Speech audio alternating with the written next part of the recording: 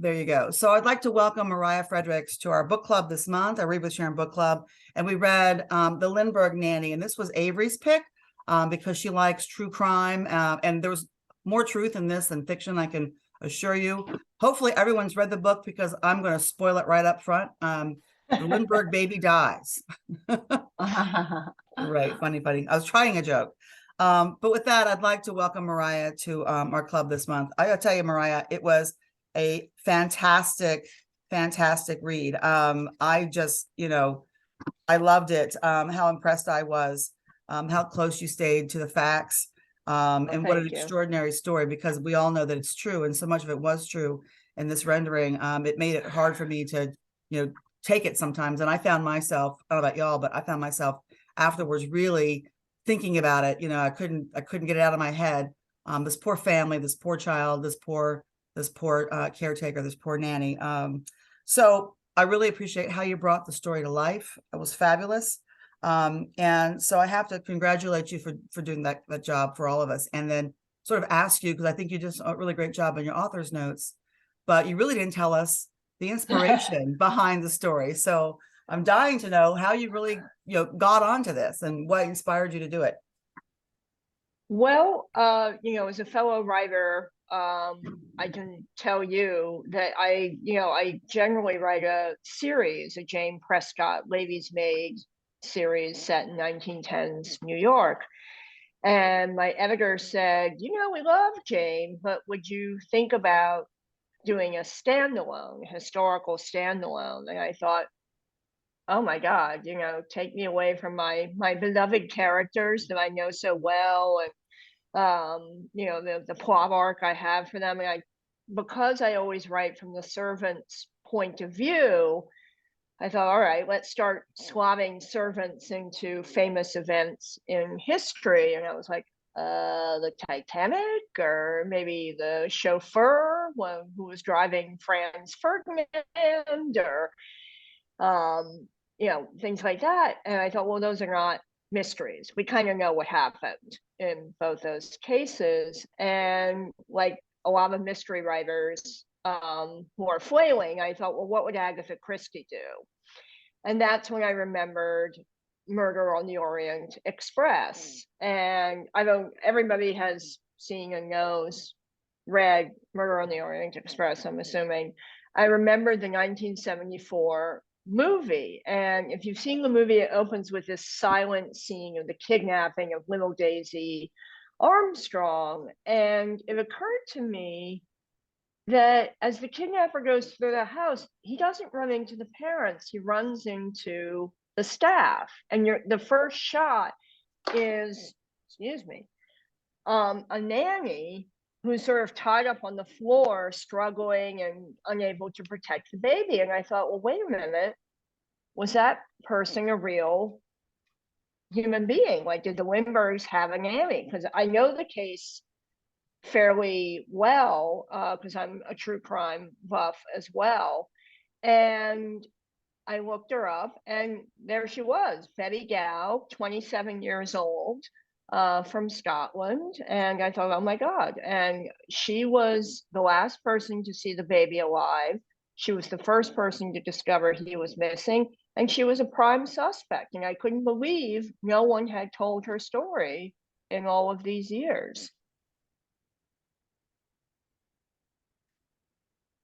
What? That mute function, I'm sorry. Speaking of Betty Gow, I was going to just say this to you, is that, I read a lot, and I know everybody in this book club reads a lot. I've not quite met another female character like her in terms of 27, right? Young. But the maturity and the sort of the self-awareness that you portrayed in her, I don't know if anybody else, raise your hand, found that just fascinating. I thought that she was just a fascinating read, and what a great job you did. And so did you have any insight into her other than, did you talk to any of her relatives or anybody that's a descendant from her to get a sense of that? Or was that all just through the research that you did? Or was that of your own making? No, I mean, it was very much her voice, was very much as I read it in the biographies of Anne and Charles Lindbergh, and then several of the people who have written books on the crime were able to interview her. She lived to like 90 years old, but she died many years ago, so I wasn't able to talk to her. I admit I was a little nervous if I tried to track down relatives, that we would get into a sort of awkward thing. So I thought, let me not try and call Glasgow. It was also COVID when I was writing this. But right away with Susan Hertog's biography of Anne, I got a sense of because I didn't know who she was. I didn't know what kind of personality I was going to be dealing with. Are we dealing with a villain? Are we dealing with an accomplice?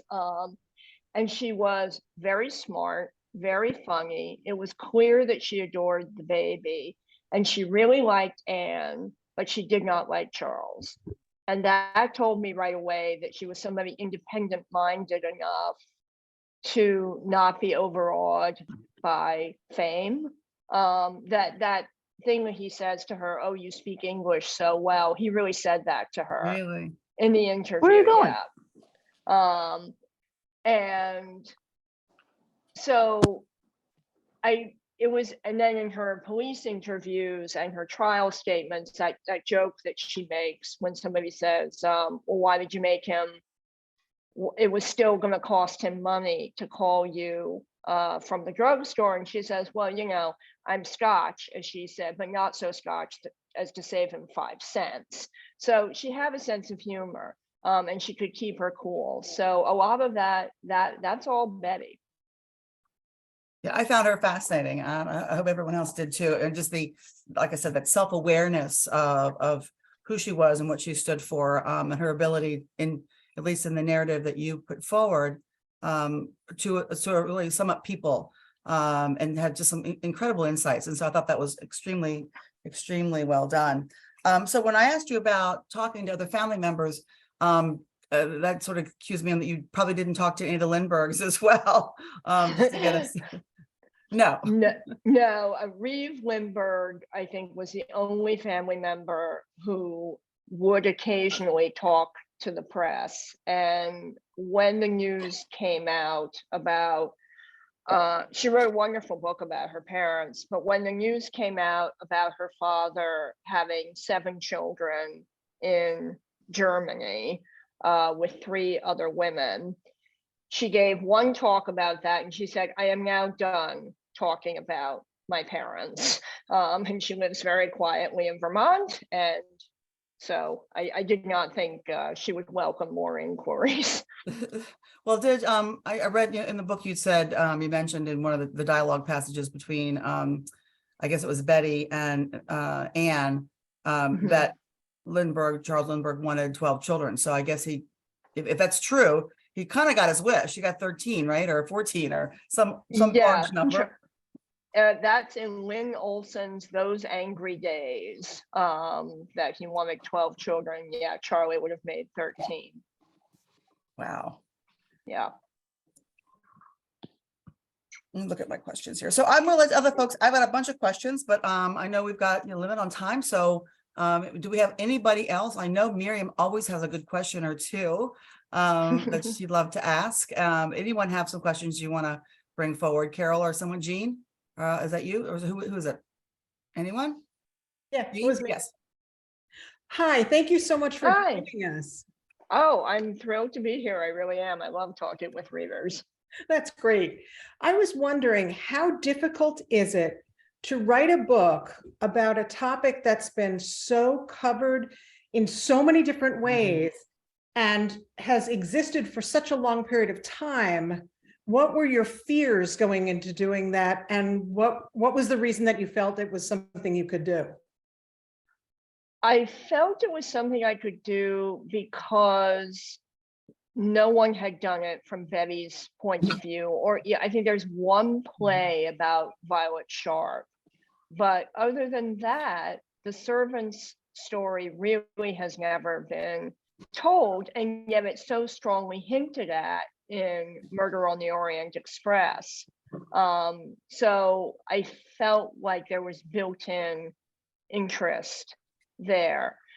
But it is really hard because there more than 30 books have been written about this crime, and I drove the copy editors really crazy because I said we have to get every single detail right, because I will be hearing from people if I screw something up, if I get the wrong window as the French window, or and also, I mean, there are real ethical considerations when you're writing about real people, even people as complex as Charles Lindbergh was. And I was very aware that I was, I mean, to be crass about it, going to make money off of a family's tragedy. And because of that, I really wanted to be as fair as possible to everybody involved in that story. Yeah, that makes, thank you. Oh, sure. Thanks for the question. Miriam, I think you're next. Boy, Jean really jumped in there quickly today. So first of all, I wanted to thank you very much for the wonderful book. I just finished reading it.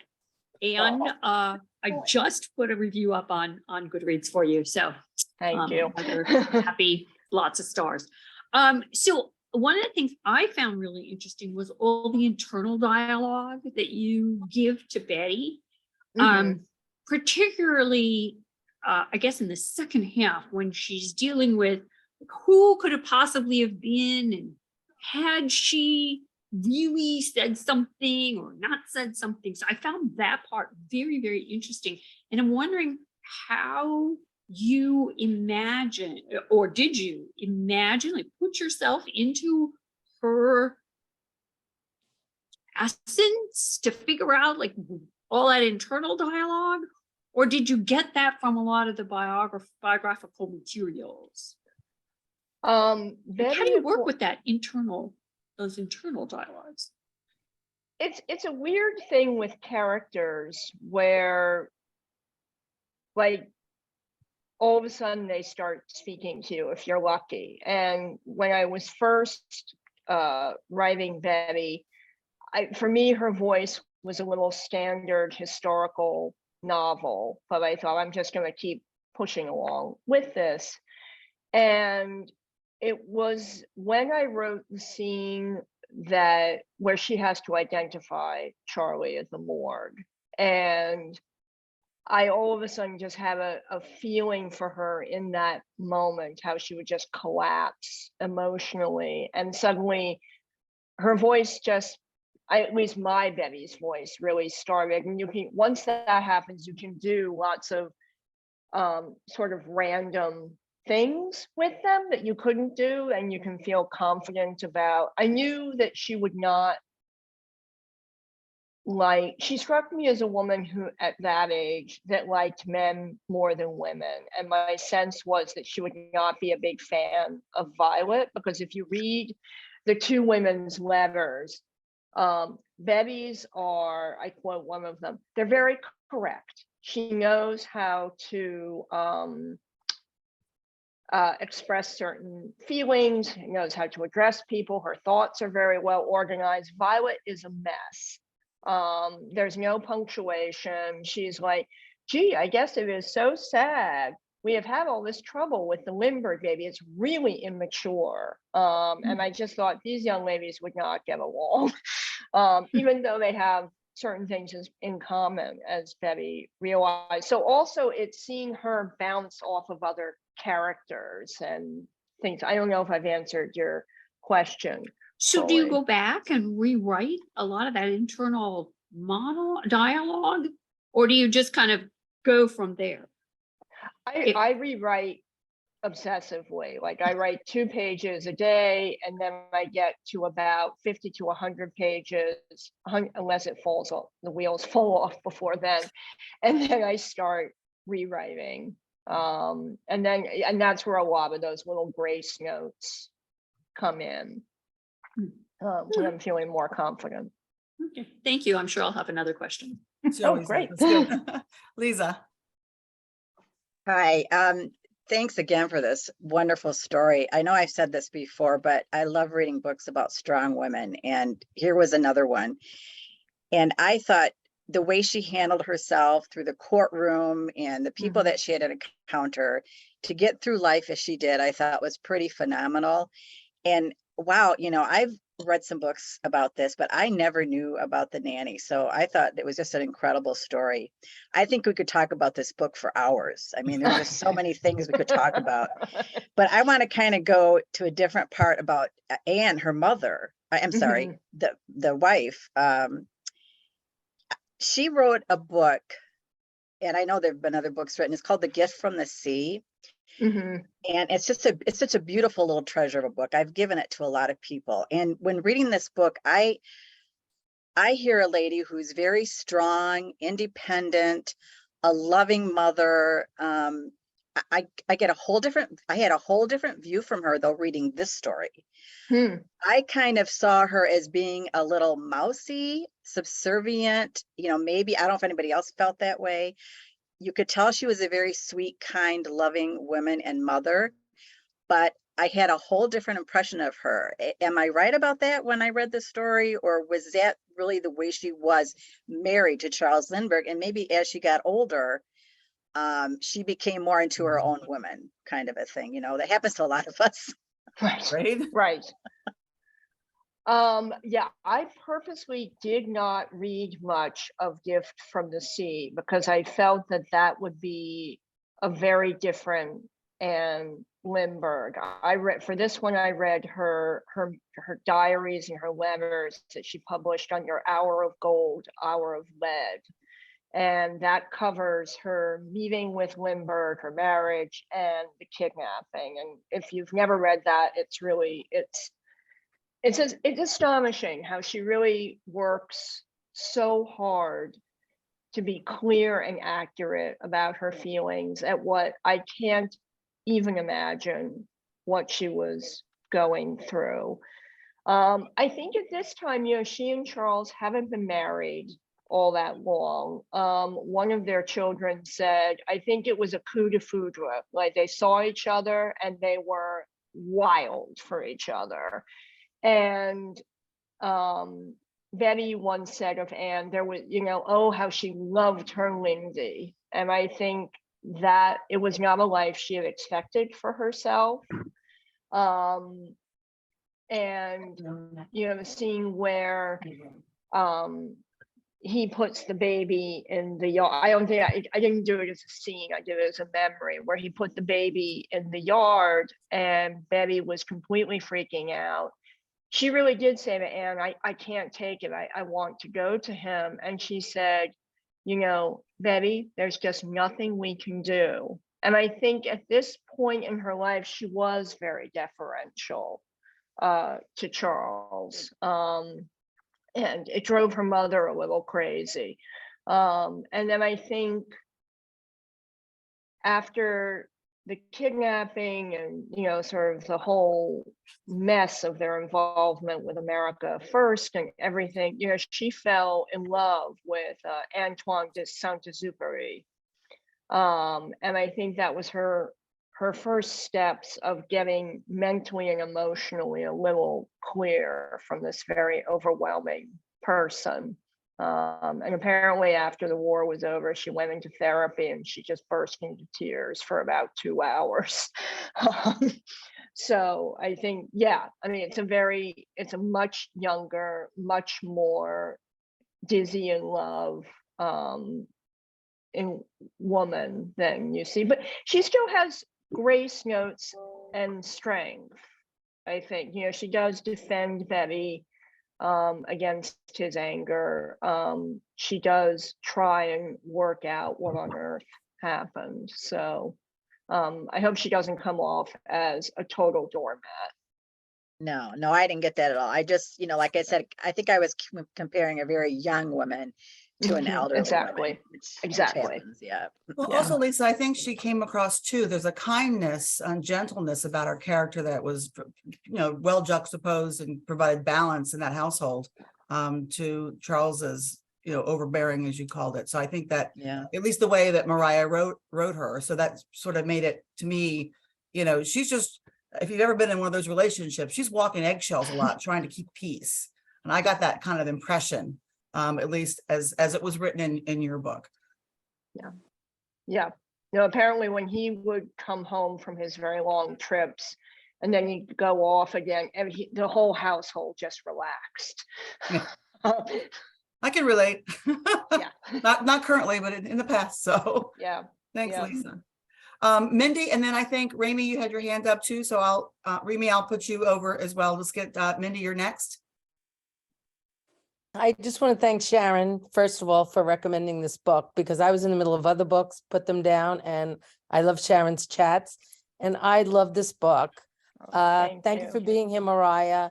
It just really, from the beginning to the end, had me, so interested in what was going on. I knew the basics of what had happened, but the intimacy of like reading about the nanny and all the other characters, it was fascinating. I don't know if I have a specific question, but I took plenty of notes. I have like pages of notes, because my memory of what I read is not great.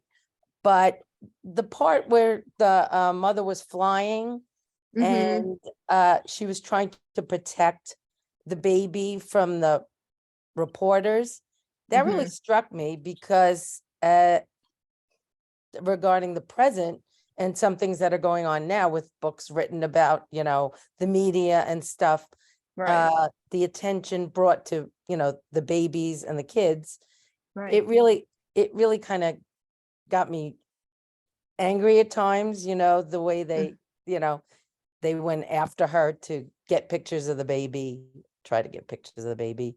Yeah. And maybe how you feel about that. I hate confession time. I am obsessed with seeing adorable pictures of famous people, of their children. And when they show the fun, when I see like little Prince Louis, I'm like, oh, he's so cute. But I totally understand why they fuzz out they insist that they be fuzzed out, and they absolutely should, and particularly when they're young adults and they're sort of often in those awkward phases, and we don't have a right to these children and their lives. I haven't read Spare yet, but there's no arguing with, when I saw him walk behind his mother's coffin, it was an astonishing historic moment, and I feel terrible that we did that to that poor child. He didn't owe the country that. So yeah, no, it's definitely an issue. Yeah. Well, thank you. And thank you for thank being you. here. Thanks, My Mindy. pleasure. Rami?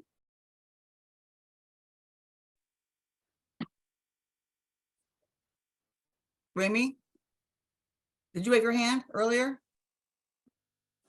Oh, okay. It's actually, I'm Jane. I'm using my granddaughter's thing. Okay, I'm looking at Rami here. I'm like, who's this over here?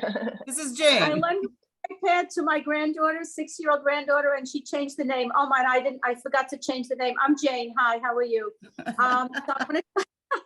So I love this book, and I can't stop thinking about it. But I love how you develop Betty, because when she first was being interviewed at the beginning of the book, I couldn't figure her out, because she had a secret, and the interview she had to kind of omit certain things about her past. And the more I read, the more you developed her. I felt like I knew her, and I was really loving how you developed the character. And the second thing, and I don't really have a question, but it's a terrible thing to have your child kidnapped, but I was feeling like the Lindberghs, they left the child home for 3 months. That this is a baby, they went about their life. And I know that Mrs. Lindbergh was more, she was still young and letting her husband make the decision. She probably wouldn't want to be away as long, but she went with him. But they left this nanny home with very little resources.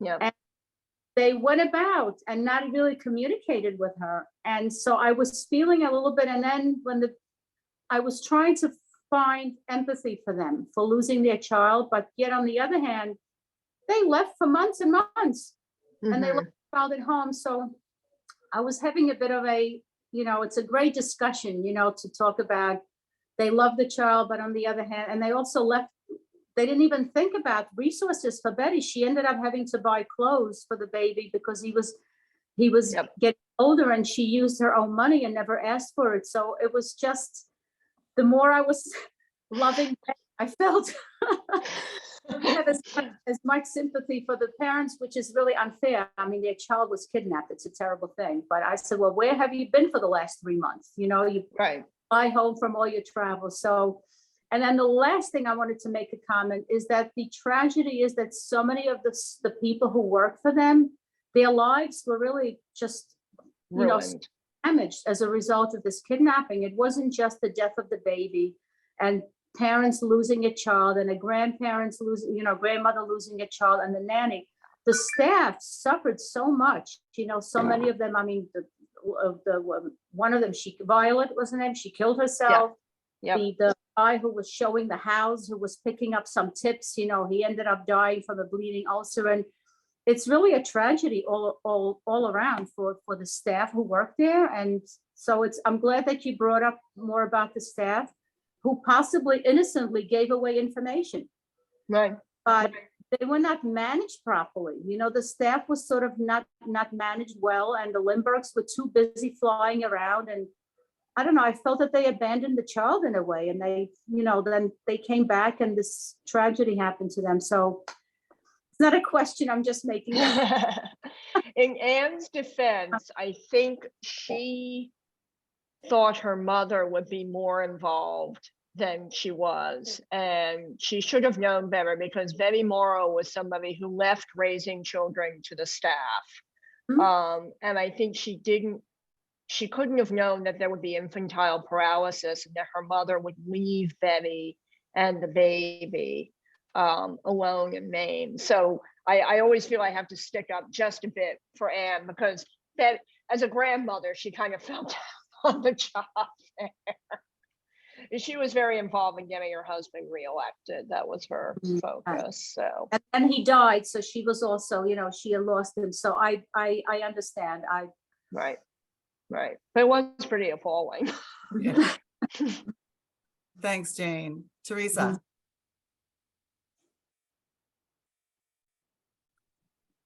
A darn mute button. There you go. Yeah, I couldn't find the unmute. I loved your book. It was just Thank you. Really, I didn't want it to end. And I actually listened to some of it, and whoever did the reading was just wonderful. And her Scottish accent, I just loved it. And it really added, I think, a lot to the story, for me, because I would follow along in the book and then listen to her. And I really liked it. I just had a couple of questions. One, had there been previous threats against the baby? Because it seemed like from the get-go, they were very concerned. And my husband mentioned that kidnappings were very popular, or I shouldn't say popular, but happened very often at that time. Yeah. So had they had previous, threats?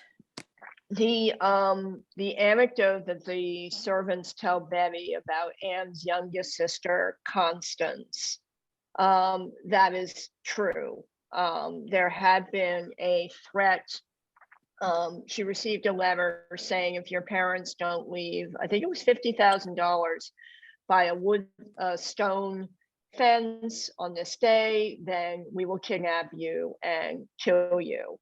And Lindbergh flew the entire family to Maine while they worked it out. I think they dropped off the money, but nobody showed up, which I thought was very interesting, because the police were there to grab them. And that can seem sort of like, oh, well, that happens. But another girl at her school received the same note, and she actually was murdered. So, yeah, I think they had it's interesting. Anne writes this letter to, I think, Charles's mother, and you really pick up a lot of fear from this letter. And yeah, so I think that they were nervous, but on the other hand, when they moved to this remote house, the Moros were like, you have no guards, you have no fence, you have no security system. And I think he felt like, we're out in the middle of nowhere. Who's gonna find us? Who's gonna find us? So, Oh, yeah. one last thing. I worked with students who were deaf and hard of hearing and had the pleasure of really working closely with them. And one young man I worked with for 10 years, and sadly he died of a seizure right before he was 16. And his mom and I mean, we'd been to dinner at each other's homes, and we'd just always been very close. And after he passed away, thinking of how Betty did not want to stay with the new baby, I just could relate to how painful that must have been for her and for them, because you had this shared love of this little child and now he's gone. So I just thought you did a wonderful job, and I'm sure she'd be very happy if she were able to read your book and the way you portrayed her as a very loving nanny to that little boy. So thank you so much. I hope so. Thank you. Oh, thank you. Miriam? So while you've been talking about the, the servants, kind of the upstairs, downstairs kind of motif, I'm wondering what's Lindbergh's background? I mean, does he come from money? Because Morrow does, right? I mean, he's running for office. What kind of economic background did Charles Lindbergh come from? And maybe that's part of his attitude toward, security and all of those things that one might think of, that the aristocratic and upper class might think about. Right. He, I wasn't, one of the things I had to wrestle with was how much of his childhood to bring into the book, because of course Betty wouldn't have known anything. His father was a congressman, and that's how he ended up meeting the president. I don't remember which president it was, but he wasn't a good congressman. And then he became a farmer. He wasn't a particularly successful farmer. My sense is the family was middle class, but what's interesting is there was a lot of rage in the family. Charles's mother was his second wife. He had two daughters who loathed her. They refused to live in the same house with her. She at one point put a gun to Charles's father's head. And he said, well, Evangeline, if you must. So they lived separately. And apparently there was a family joke that when asked, well, why did Charles Lindbergh fly across the Atlantic? The answer was to get away from his mother. She was quite a hoverer. And I think, that scene where he hides Charlie, where that was the thing that really stuck with me as like really sociopathic, when I was thinking like, okay, some people think Charles Lindbergh did it. That was the thing that was tough to get past.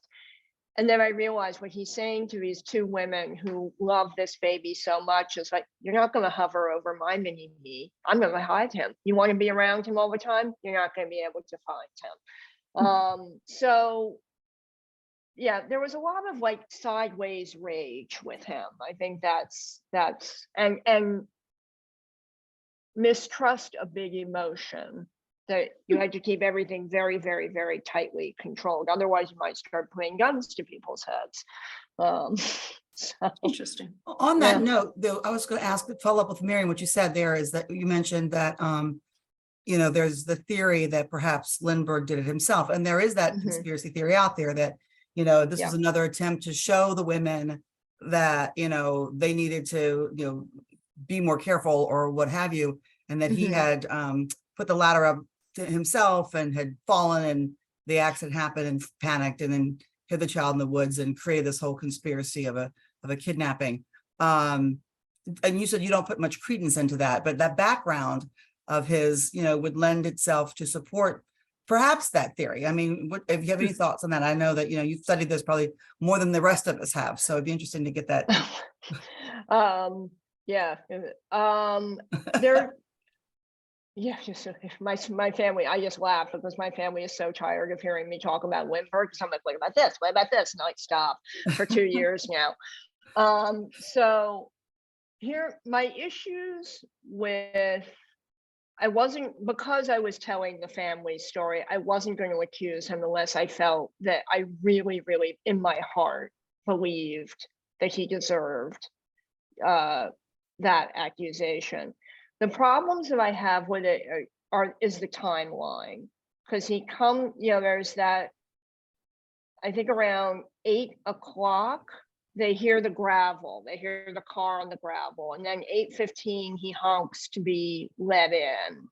So, okay, so the theory would be that in those 15 minutes, he takes the ladder and tries to take Charlie out of the nursery to freak Betty out at 10 o'clock, and he falls, and oh, oops, I guess you stash the baby in the car trunk.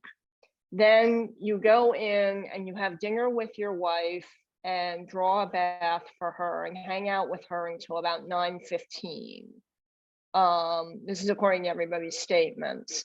And then between 9:15 and 10 o'clock, you come up with a ransom note with 2 different color inks that happens to sound like a German person who ends up having the ransom money in his backyard shed, and the ladder matches a piece of wood cut from his attic. That, and he has a criminal record of second-story break-ins in Germany. I could never see how he wouldn't have done it without working with Bruno Richard Hauptmann.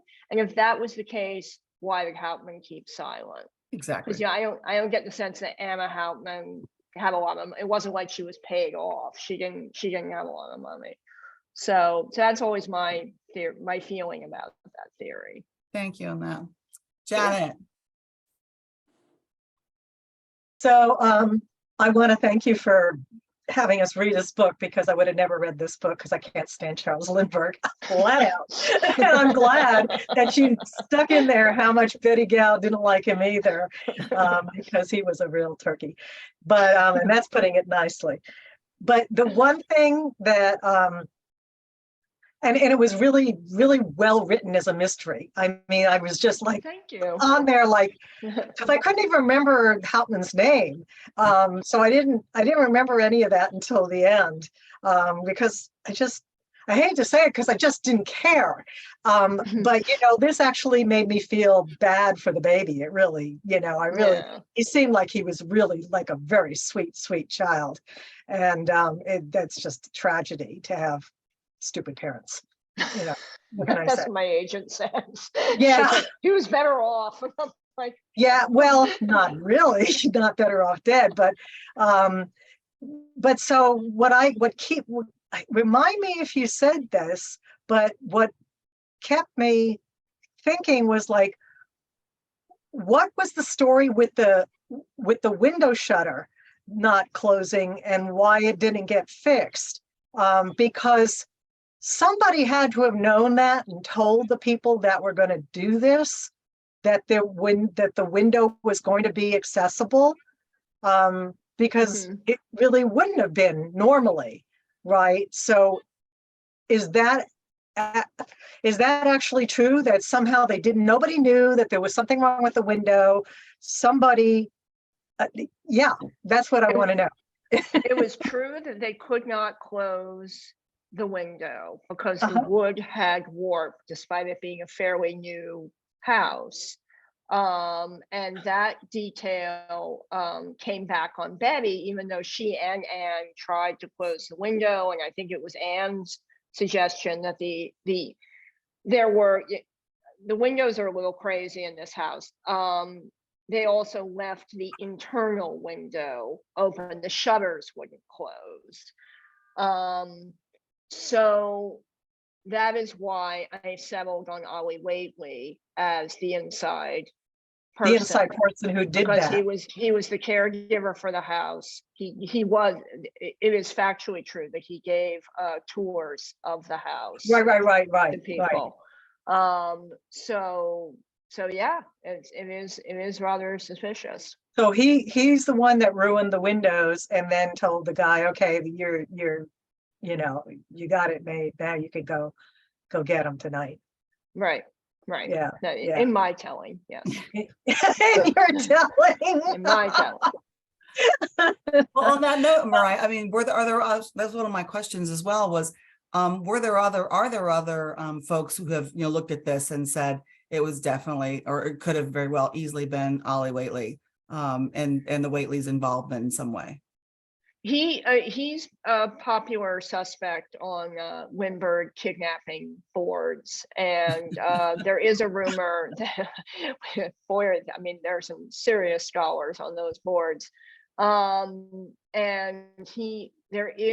somebody claimed that they took his confession, and in that confession he accused Betty of being the inside person. That also did not endear him to me.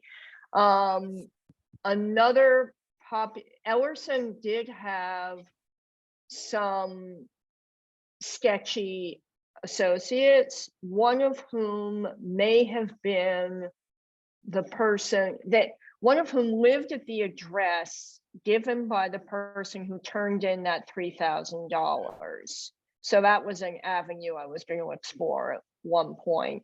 A very way out theory is that Elizabeth Morrow killed Charlie out of jealousy that she was madly in love with Charles and Anne had gotten him, and she was a little mentally or seen as mentally unstable, and that she murdered the child and that Lindberghs hushed it all up. That was the most out there theory I saw. Wow, interesting. Kristen, you have your hand up. Yep. So author notes in this book, you kind of went over what's true, what's not, where you kind of landed on things. That's not always something that every author does. I had just read Sharon's book over Christmas, and she did it as well, which I found very satisfying to tie up the ends. But tell us a little bit about that and why you kind of felt like you needed to in this case. I felt like, again, it comes back to ethics, that if I said anything about anyone that wasn't true, I felt like I had to own that. And because I do put forth a theory about who I think the inside person is, like, it's fair to be clear to the reader, like, hey, I followed the actual known facts of the crime pretty closely. I wanted people to know that what I have Charles Lindbergh doing and saying he did, and he said, except for the two exceptions. And there was one other reason. I knew that it was because it's a book of a case that people are so passionate about and so interested in. I felt like I need to be clear. I also wanted to give credit to all the people who have done all the hard work of finding out all these details. Thomas Doherty, he was the one who, his book Little Lindy is Kidnapped, told me that Betty had collapsed on the stand. I didn't know that. So I wanted to give all those people credit for the work that they did. And I think we also know how curious you guys all are, because it also, and to my mind, when you put a lot of those details that in the author's notes, it also just goes to prove, I think, that truth is so much more interesting and crazy than fiction. I've had people say to me, "Oh, there's no way they fought with muskets." I'm like, they did, because they were crazy. But sometimes I think when you say that at the end, it does bring home the realism of what you're writing, even though it's fiction, right?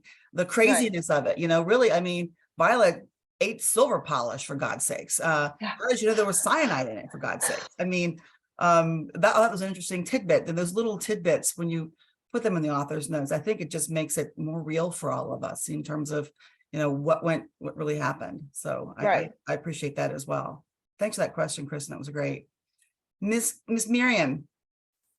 You knew I was just going to have to ask one more question. I love it. I got a bunch of so. Yay. Oh, okay. So I'll ask the question that, probably Sharon's going to ask next is, so are you going to do another freestanding, standalone historical fiction novel, or are you going to go back to your series? What's in store for us now to read from you, now that we've addicted to your writing? Oh, thank you. I'm waiting for edits on, I'll be interested to see if anybody has heard of this case. The murder of David Graham Phillips in 1911. Has anybody? No. Can you tell us a little bit more about it? David Graham Phillips was widely considered to be the greatest living American novelist of his day. And he was a journalist who tore around New York in a very gaudy white suit and a large flower in his lapel. And he was shot outside the Princeton Club near Gramercy Park in 1911. And when I proposed this to my editor, she said, gee, I like it, but could we get a woman in there? Can we get somebody in there? And I'm like, oh my God, I'm not really. And so I started looking around and I was like, okay, what was Edith Wharton doing in 1911? And it turns out that Edith Wharton was in New York within a month or two, and that she was staying at the Belmont Hotel, and she had summoned Henry James and her lover, Morton Fullerton, and her best friend, Walter Berry, to ask them, should I leave my publisher? Should I leave America? And should I leave my husband? And she, in fact, did read David Graham Phillips's work. So I have Edith escaping all her personal troubles by solving his murder. So she's the detective. She's the detective. Oh, so when is this coming out? Early 2024. Oh, fantastic. In the meantime, I'm going to have to read your other books. Oh, thank you. I'm very excited to be reading. When you said Wharton, I almost fell over my chair. So not the book that's coming, I've got this coming out in October, but the one I'm writing now is about two members of the Wharton family killing, and a lot of killing going on in Baltimore and Washington, D.C. and Philadelphia. Oh my God. When you said Whartons, I was just about to, but my protagonist is Jane Grey Wharton, and she married into the family. She was a Shippen. Her grandfather established the medical school at the University of Pennsylvania. So it was just interesting when you said Wharton. I was like, oh, Wharton book. Oh my God, we should commiserate here. Absolutely. Absolutely. They're an interesting bunch. I had a question for you on that. When you looked at, in terms of the next books, or when you looked at Lindbergh's life and these other three families, especially the hat maker or hat dresser in Germany, I can't remember her last name, Ava, no, whatever her name was. Any interest in pursuing him further in terms of your writing, in terms of, his later life and just some of the things that he, this other family and the secrets that they must carry, or not knowing who they are or who he was? Oh God. Oh God, it doesn't know, I hear it. Well, when people say so-and-so is living rent-free in your head, and as a writer, you say, I love my characters who live in my head. Lindbergh, I wanted to charge rent. He drove me crazy because he's so despicable, and yet he has these weird moments of honor. He stood up for his staff. When they said to him, we think Violet is guilty, he said, even if she did tell somebody where we were, it was an accident. I can't be mad at her. And I'm like, I don't know that I would be that forgiving. Right. so he was complicated. I would decide he was a total horror show and then be like, So no, I would not go back into the world of Charles Lindbergh's. Particularly as somebody just pointed out, you have to deal with his fascism. He's too difficult. He's fascinating, but he is really difficult to live with. I was up at 3 a.m. in the morning thinking about this guy, and because I wanted to be fair to him as the father of a murdered child, and I wanted to be fair to all the people he had harmed. Did you notice the resemblance? I had never really, we all heard the Lindbergh case. I'd never really followed that closely. And then, I'm reading this, I'm like, okay, I got to see what this guy looks like and look, because I know you described Betty Gow and you described Anna, and I had to look to see, to get them in my head. And Helpman to me looks, in his picture that I saw on Wikipedia, looks so much like Charles Lindbergh. I don't know if anybody else saw that besides me. It was almost eerie, I thought, unless I just didn't look at it right, but cleft chin, all that stuff. Very similar types. And I think that's Ludovic Kennedy's theory that, no, not Ludovic Kennedy, that there was sort of an odd, there is a thought that Hauptmann was obsessed with the Red Baron and he felt angry that Lindbergh had superseded him.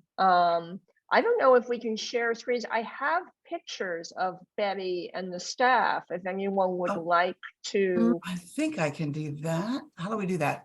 Anybody smarter than you? There's a share screen button. Do I have to give her? I have to make her administrator? I think you have to make me an administrator. You have to make her a host. How do I do it? Make you a host. Make host, make co-host. There you go. Co-host. Okay. It's coming. There you go. Now. You should great. I'm opening up my drive. Hopefully this will work. You hit share screen first, right? Yeah, I just don't want to show you my horrendously messy screen because it's really messy until I have something. In the meantime, Sharon, I put the name of a biography that I read like 2 years ago on Lindbergh in the chat. I saw that. If people want to read about him, I think it was a YA book, but I read it 2 years ago. It was very well done, and it dealt with his career after the babies dead. Yeah. And his career as in fascism in America first. Rise and Fall of Charles Lindbergh by Kenneth. It was very well done. So if you're interested in reading more about him, I thought it was a nice treatment, and I think it was a YA book, but don't hold me to that. It was, but it is really well done. It is really well done. And also, let's see. So if people wanted to read more about him, it's a very even treatment, and it's palatable. Right. I'll just use that word. Oh wow, she is pretty, isn't she? Yeah, that's the shot that they took of her in Maine. Oh, sweetheart. When she had just, and there's the dog, and there's Charlie. Oh. And let's see if I can. I can't see anything. What are you sharing? Oh, is it not coming up? I've got it on mine. Can you guys see it? I can see it. I can see it. I can see it. How? See. Oh, there was that's red. Oh, he looks like the guy on the Waltons, like Jim Bob. Yeah, he does. Doesn't he? Or one of them. Yeah. And that's Violet. Not what I imagined. No. And that's Betty coming back in 1935. She's lovely. Yeah. She does resemble Anne Lindbergh a little bit too, Anne Morrow. Yeah. They didn't want you to put pictures in the book, or you just didn't feel that it was worth the cost? I think they felt pictures were horribly expensive, and also it would have made it seem like it was non-fiction. Correct. They don't like that at all. Yeah. And that's Ollie Waitley. He looks evil. Sorry. Eyes are too close together. Yeah. And Elsie, who I think looks very sweet. Yeah, she does.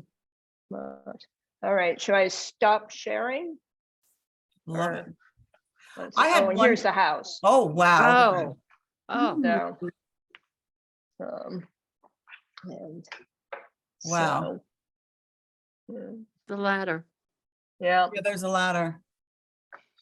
and there were, here's some of the newspaper articles about Bevy. So she was quite the media queen. Do you have a So- picture of Anne Lindbergh? I do not have a picture of, I don't have a picture of either of the Lindberghs. I only And do- did, Do we know how long they stayed married? Did they stay married for a Yeah, long until he time? died, until 74, until his death. Okay. yeah, they were living somewhat separate lives, but he turned up and he said, I'm dying. We need to go to Hawaii because that's where I want to be buried. And she was like, okay. And he and all the children went to Hawaii. They dug his grave all together. And he was buried, I think, in linen.